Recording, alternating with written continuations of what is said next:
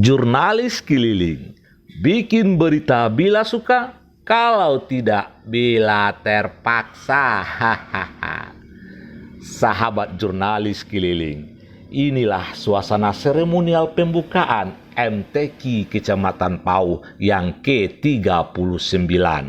Acara yang berlangsung di halaman kantor Camat Pauh, Jalan Sungai Balang, Kelurahan Cupak Tangah, Rabu 4 Maret 2020 ini dihadiri oleh para ofisial dan kafilah 9 kelurahan yang ada di Kecamatan Pauh.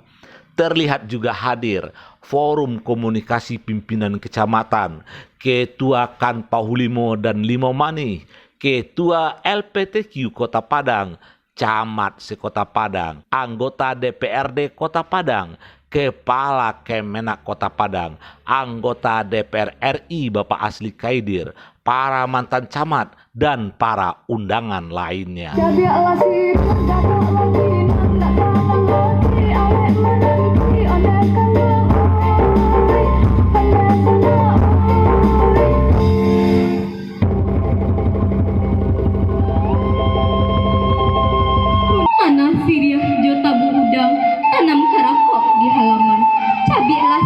Gatoklah pinang, ambillah rokok kapamenang tangan. Serentak kali di bawah janjang, elok diambil pengabek singkek. Kok direntang namuh panjang, elok dipunta nak singkek. Mengawali acara, hadirin dan undangan disuguhi dengan rantak tari galombang pasambahan oleh anak-anak muda Nagari Pauh. Dilanjutkan dengan penyerahan piala bergilir oleh Kelurahan Kotolua sebagai juara umum MTQ tingkat Kecamatan Pauh sebelumnya pada Bapak Camat Pauh Jasman. Selanjutnya, Camat Pauh menyerahkan piala bergilir tersebut pada Ketua Pelaksana untuk diperebutkan lagi pada MTQ yang ke-39 ini. Camat Pauh dalam sambutan pembukaan menyampaikan bahwa untuk pelaksanaan MTQ antar kelurahan di Pauh dilarang menggunakan kori dan koriah rental. Kori dan koriah utusan kelurahan harus orang kelurahan yang bersangkutan atau berdomisili di kelurahan tersebut. Selanjutnya, kori dan koriah utusan Kecamatan Pauh untuk MTQ tingkat Kota Padang nantinya semuanya adalah anak nagari Kecamatan Pauh atau yang berdomisili di Pauh. Hal ini bertujuan untuk memberi kesempatan seluas-luasnya untuk anak nagari Pauh berkiprah di ajang MTQ.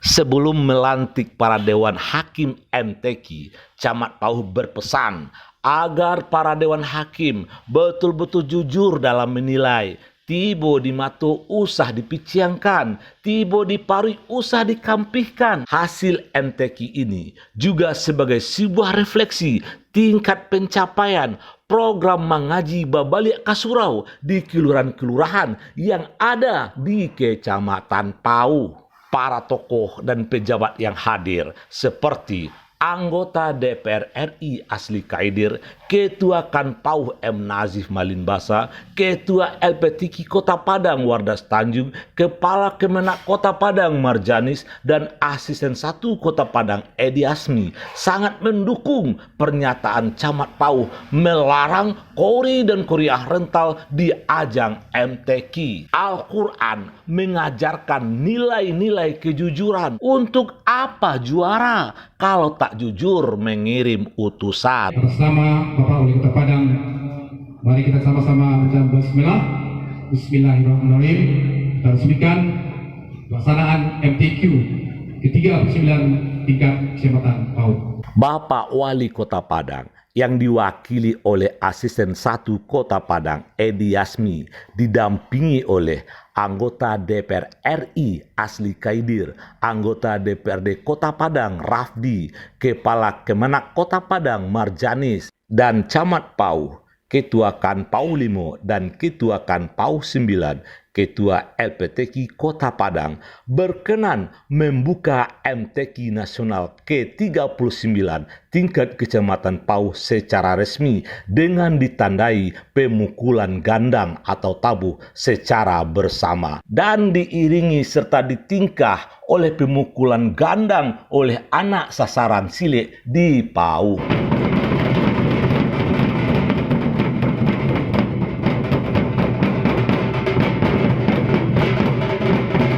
Kota Padang, Bapak Haji Muhammad Asli Faidir, dan juga anggota DPRD Kota Padang, Bapak Kepala Kantor Kementerian Agama.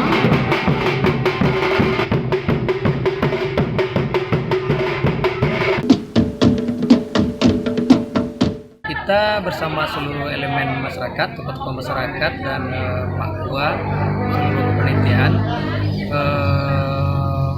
mengambil kebijakan mulai MTQ ke-39 ini kita akan berdayakan seluruh kemampuan yang ada, dalam arti kita hanya memperbolehkan peserta itu dari warga kita di Kecamatan PAU yang 9 kelurahan.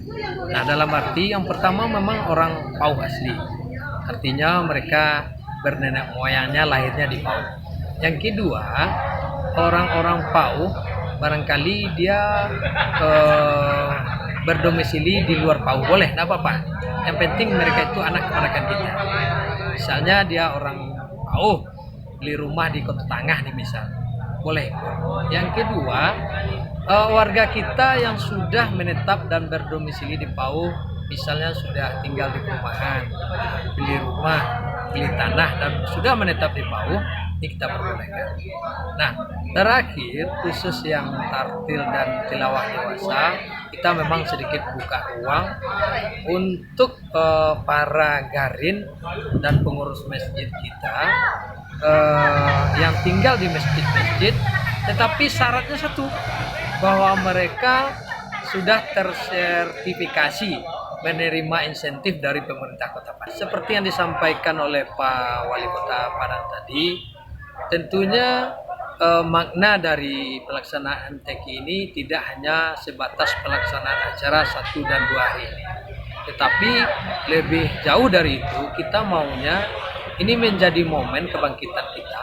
Bagaimana Al-Quran bisa menjadi pedoman dan bisa menjadi guideline, arahan dalam menuntun sikap keseharian warga kita. Dalam arti apa? Bahwa pelestarian nilai-nilai Al-Quran itu menjadi momen bagi kita di 9 kelurahan yang kita motivasi dengan memberikan peluang yang sebesar-besarnya kepada anak kemenakan kita untuk menunjukkan kemampuannya. Nah, konsekuensi dari ini yang pertama dari sisi prestasi, kalaupun nanti peringkat Kecamatan PAU misalnya terpengaruh dari kebijakan ini, katakanlah sedikit menurun, ini sudah sebuah konsekuensi yang sudah sama-sama kita perkirakan sebelumnya. Tetapi kita tetap berupaya dan berharap bahwa dengan kebijakan mengedepankan harus putra PAU, tidak ada juga jaminan bahwa itu akan prestasi kita akan menurun. Bahkan kita berharap mudah-mudahan dengan kebijakan kita ini, dengan tekad kita bersama ini, bisa mengangkat prestasi PAU di Kota Padang. Jadi ada 2 konsekuensi. Yang pertama konsekuensi terhadap rankingan, di rating mana posisi Kecamatan PAU nanti. Kedua, konsekuensi terhadap makna pembelajaran Al-Quran di tengah masyarakat. Nah, sehingga dengan termotivasinya anak-anak kita belajar menggali Al-Quran, saya yakin ini akan memberi dampak terhadap lingkungan.